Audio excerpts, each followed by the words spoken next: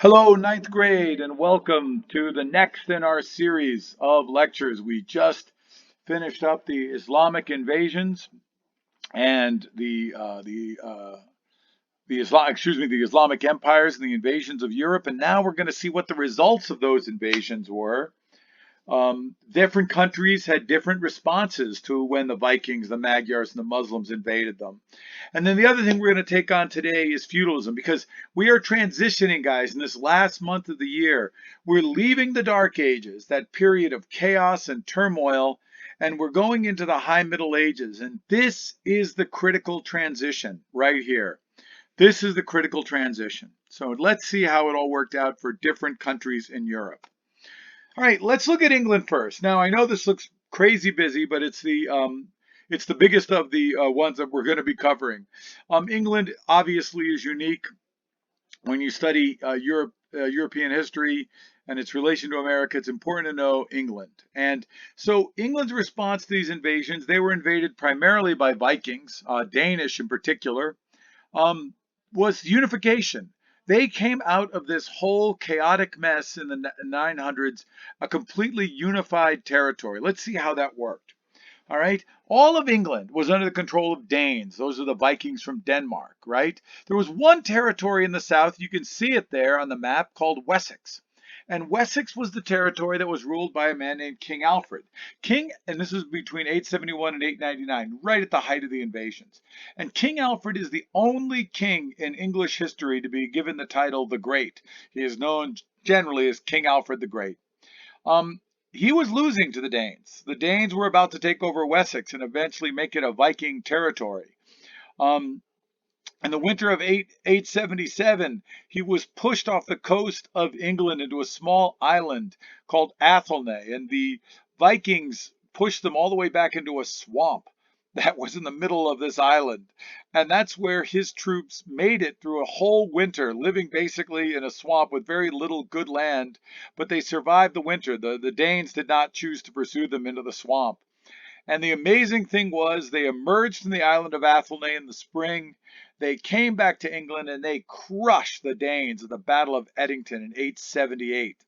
And Alfred then controlled England, except for a small territory in the north called the Danelaw, and you can see that, right? And amazingly, the Danes converted to Christianity. They were pagans up to that point, but somehow Alfred's victory was a come to Jesus moment for them, I suppose you could call it that, and the Danes became Christians. Now, his Alfred's successors after he died basically unified all of England, and the Danes had to swallow the fact that they got defeated. They still lived in England, but they were defeated. But then a child king came to the throne, a very weak king with the really enjoyable name. We go from a guy like Alfred the Great to Ethelred the Unready, and he ruled from 978 to 1016. And the Danes were able to kind of reassert their power against this child king and demand that the English pay tribute to the Danes. And then what followed that is a weakening, obviously, of the English rule, and a Dane was able to take the throne. And this was a very notable Dane by the name of Canute the Great. He is a king of England, but not an English king. He was Danish. And he had an empire that went from England to Norway to Denmark. And that was a really tough empire to hold because, the North Sea is a really tough sea to travel. So his sons were not able to hold it. And in 1042, a saintly king took the throne, an English king again. And his name was Edward the Confessor, Saint Edward. Unfortunately, Saint Edward ruled peacefully. It was considered one of the high points of English rule at this particular period, and he ruled from 1042 to 1066. But he had no children, and so this set the stage for a succession battle. And a lot of people claimed the throne. Englishmen claimed the throne.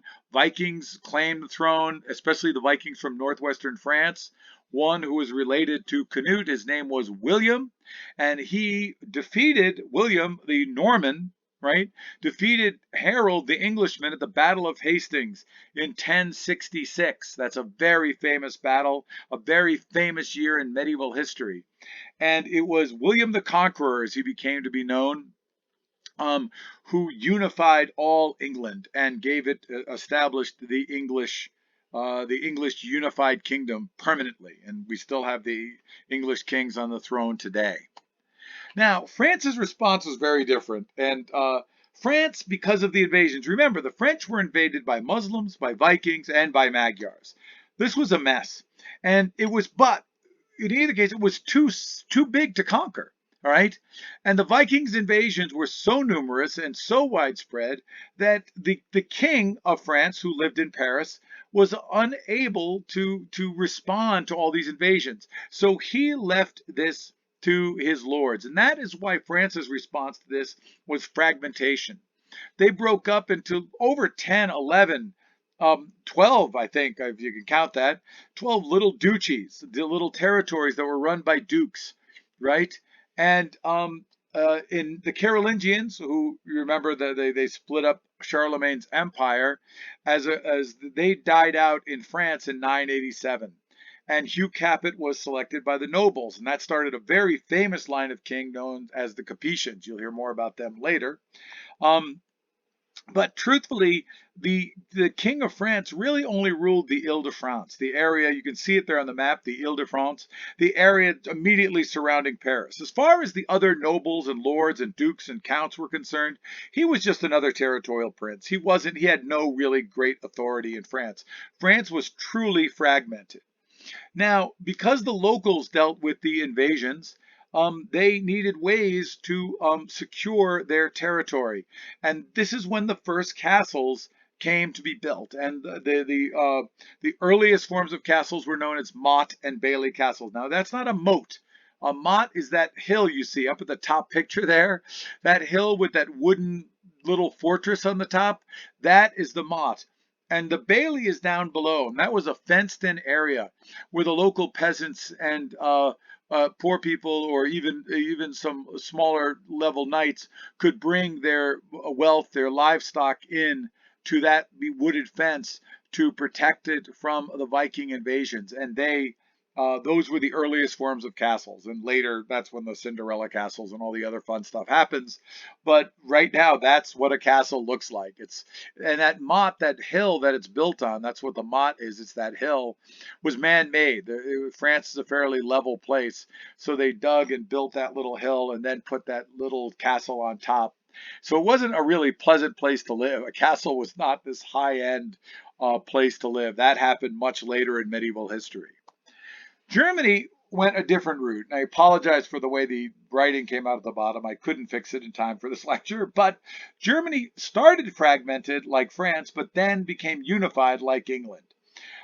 So the invasions caused Germany to fragment into only 5 duchies, unlike the 10 or 12. And you'll see pictures of them up there. Swabia, Franconia, Saxony. And the Carolingian kings died out in Germany even earlier than the ones in France did. They died out in 911. But one of the duchies, Saxony, begins to assert itself in the German territory. And the man who helped establish the unified Germany was a man by the name of Otto the Great. And he was a Saxon monarch, and he ruled from 936 to 973. And he had 3 big goals. All right. The first thing he had to do was, just like the old Carolingian monarchs, the king used to have estates in all the other territories. And what he had to do is reassert that royal control over the estates in those 5 other duchies, Franconia, Swabia, Bavaria, and so forth. And Lorraine. He had to assert his authority and say, these are still the king's estates by tradition. The other thing he had to do was defeat those pesky Magyars who came in from the east, the Hungarians. And he did that very successfully in the Battle of Lechfeld. By the way, he did succeed in his first goal. He did assert his authority over the estates in the other duchies. He defeated the Magyars at the Battle of Lechfeld in 955. And the other element, just like Charlemagne, who was crowned in Italy, he had to reassert the German control over Italy. And he did that. He took Italy in 951.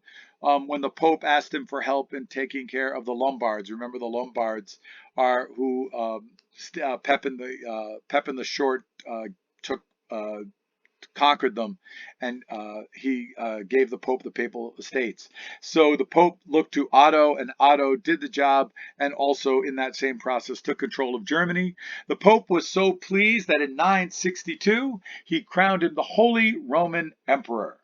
And that is the real beginning of the Holy Roman Empire, all right, as we know it. Now, Otto ruled Germany in a unique way, and this is going to really affect history later on. He ruled it through the church. He gave bishops political authority in Germany. And the reason that was so an effective rule is because, unlike in France, where lords had vassals and the vassals had their children take over the lands, bishops aren't supposed to have children. So they had no heirs. So every time a bishop died, Otto could put another bishop on the throne. So he had never had to worry about that trouble that the other France and England had to deal with um, nobles, because he had bishops ruling his territories.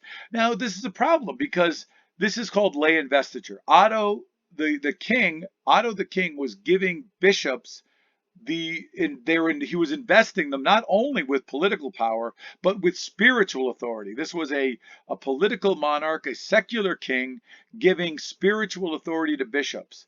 And that is a real problem. And because a lot of times he chose these bishops for their ability to rule politically, but not necessarily for their spiritual goodness. Okay, and the king's choosing bishops became the norm in Germany.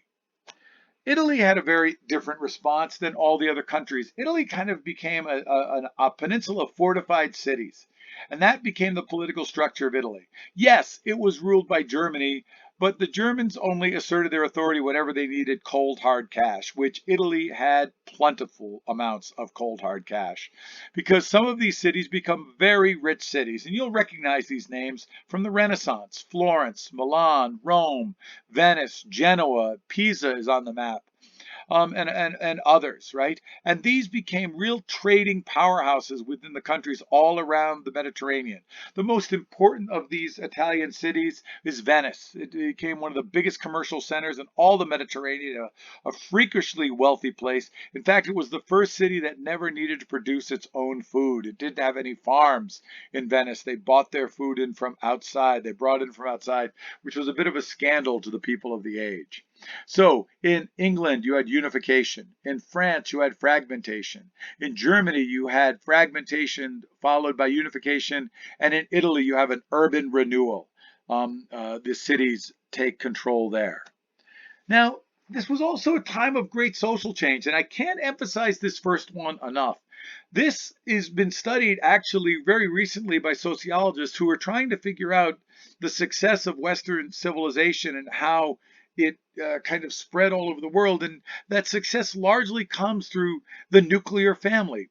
It was during this time that we move away from tribes, we move away from clans as a social unit, and the nuclear family, the mother, father, and children, becomes that single cell of society. And this is a radical change from that barbarian clan or tribe that used to dominate the European scene. Now the nuclear family is that cell of society. Now, the other more unfortunate aspect to social change was that the world was divided up into three groups. Those who fought, they were the nobles, and it was a very warlike time because of the invasions. Those who prayed, those were the churchmen, and those who labored, and those were the peasants in the field. We're going to study later this week. You're going to do a dialogue sheet. You're going to see how tough the peasants actually had it, the serfs did. It's pretty depressing stuff to read. But I think we'll have an interesting discussion next week on that. And the other thing that happened in this time was that towns began to develop. Real towns, real semi-urban centers, but that led to the development of a merchant class. And this is the weird thing. For the merchants, they didn't quite fit into this world. There are three classes: those who fought, those who prayed, and those who labored. There really wasn't a place for those who made money. They will become later known as the bourgeois, the burghers, the town people, the townspeople, right? We live in the burg, we live in the town, right? They did not quite fit into any of those categories. The merchants did, and that's going to cause a little bit of a social rupturing in many ways later in the Middle Ages. Now, what is this thing called feudalism? All right. First on the origins, I'm sorry for the cheesy chart, but I thought it actually, of all the ones I looked at, illustrated feudalism the best, right? It's basically a pyramid scheme. But let me tell you about its origins first, okay? It comes from the Latin word feudum. And the word feudum in Latin means fief. And then, of course, naturally the question is, what's a fief? Well, a fief is an estate of land that is held by a lord in return for military service. So the lord technically, legally owns the land, but he gives that land to take care of, um, to cultivate, to what he called a vassal. All right. And so a feudal society is a society in which all the lands are held in the form of fiefs, right? An estate of land held by a lord in return for military service. The person who owes the military service is the vassal. And there was an old legal doctrine back in France, and that there is no land without a lord. There is no piece of land in France that does not have a lord. Now, ultimately, at the top of this pyramid, theoretically anyway, it was the king. But really, these nobles, these noblemen, these counts, these dukes, and then finally the knights were vassals. The nobles, by the way, were vassals to the king. It doesn't say that on our little chart, but the nobles gave military service to the king, and they were the king's vassals. And the knights were the vassals of the nobles. All right. So, and then at the bottom of there were the peasants who lived in the various manors and the various villages that were possessed by the knights and the lords. All right. They're at the bottom of the social ladder. All right. So, the holder of the land, as I said, is the lord, and the person who was granted the fief was a vassal. Comes from the Latin vassi dominici, a vassal of the lord. Now, this tradition has its roots way back in Rome. You'll remember when we were studying the downfall of Rome that they had the rich would come up to the poor people, the poor peasant farmers, and say, look, you can stay on your land. I will hold the land. You will stay on the land, and you will pay me the produce of the land, and I will pay the taxes. Right? That is the beginning of the feudal tradition. It had its roots in ancient Rome. Now, in that case, they were given the peasants held the land in return for produce, right? But in the case of the vassals in the Middle Ages, they held the land in return for military service, the knights who would help serve the Lord. And the other aspect of the feudalism is that all vassals swore an oath, and that was very common among the German tribesmen, the warrior band, which was known as the comitatus, where they swore an oath to their war leader. Now, this system in Europe started primarily in northern France, but it soon spread to Germany, England, and Spain. Now, what are the feudal obligations? What does a vassal owe a lord? All right. The vassal owes a lord the following. There's three elements: the cooperation in war, the attending of the lord at court, and he has certain financial obligations. All right. So, and that, by the way, is a picture of a vassal being knighted by a lord there. All right. Sacramentum is the oath he's swearing. Right. Sacrament means oath. That's why it says sacramentum in Latin up there. He gave the oath. He did the oath to the duke. You see the duchy there. Now, what is cooperation in war? Well, cooperation in war took three forms. First was defense.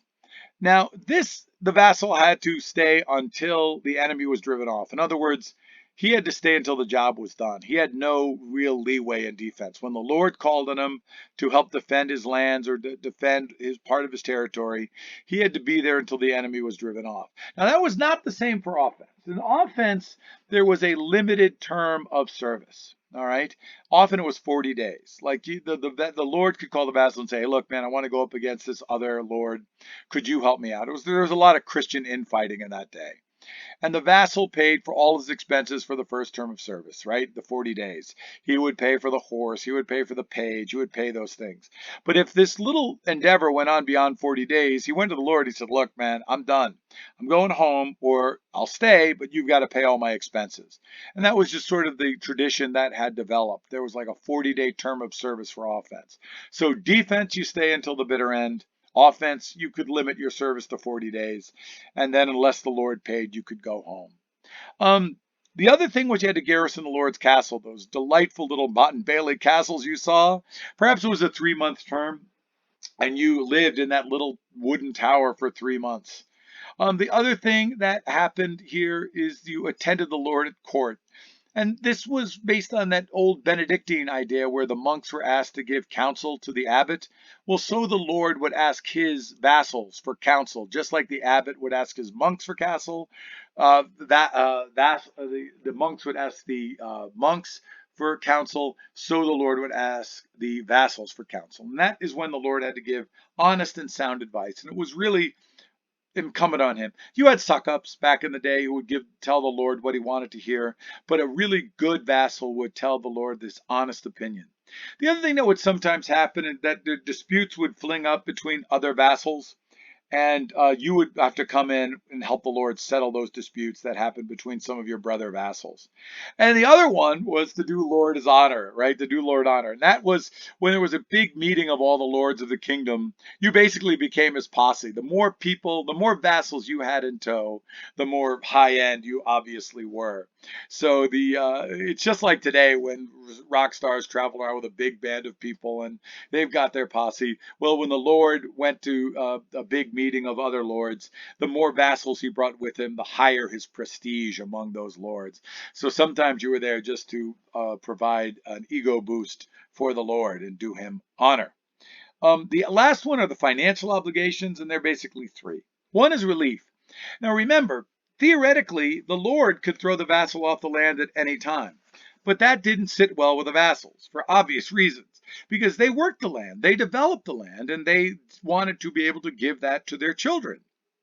Not an unusual thing to demand. And so the Lord could not just willy-nilly throw a vassal off his land. But he would argue that, hey, I need to get something. So when one vassal died, all right, and his son would take that fief, he had to pay essentially an inheritance tax, and that inheritance tax was called relief, right? And it was normally paid in military equipment because military equipment was quite expensive. So you would pay for chain mail or some other thing, you would pay the Lord in that military equipment. So it's an inheritance tax, so that even though the vassal was still able to hold on to his land, the Lord did get something when that land passed on to a new vassal. And that something was the inheritance tax, the relief. The other thing, and this was optional, mind you, was aid. The Lord could ask you, or another vassal could ask you for assistance. What could it be? Maybe when a vassal's father died and he had to pay a relief, he had to pay the military thing, you could provide him with some of the military equipment to help pay relief. The Lord, weddings were expensive even back in the Middle Ages, and the Lord might say, hey, could you help me pay for the wedding? And you could say no, but it probably wasn't a wise thing to say no. If someone asked you to help pay for the wedding, and the last one was especially really critical, ransom. If the Lord said, I was captured in war, they want this much money, you better help pay, because someday you might be captured. You, the vassal, might be captured, and you would expect the Lord to pay your ransom. So even though the aid was optional, you still had to help the Lord pay it, generally speaking. You didn't refuse that aid. And lastly is hospitality. That's when the Lord showed up at your house and could, if he wanted to, eat you out of house and home, which was not uncommon. That was one where you did have limits. The vassal could say, look, you can bring 50 guests and you're staying for 2 weeks, but that's it. You know, because sometimes lords would take advantage of the fact that the vassals owed them hospitality and spend months there with their whole entourage and basically eat the vassal out of house and home. And the vassal was able to put a stop to that. So again, those are the three obligations: cooperation in war, defense, offense, and garrisoning the castle, attending the Lord at court, giving counsel, settling disputes, and giving honor to the Lord by being present for the Lord. And then finally, the financial obligations of relief, aid, and hospitality. And that is it. So take good notes on this. You're going to have a quiz on this on Friday.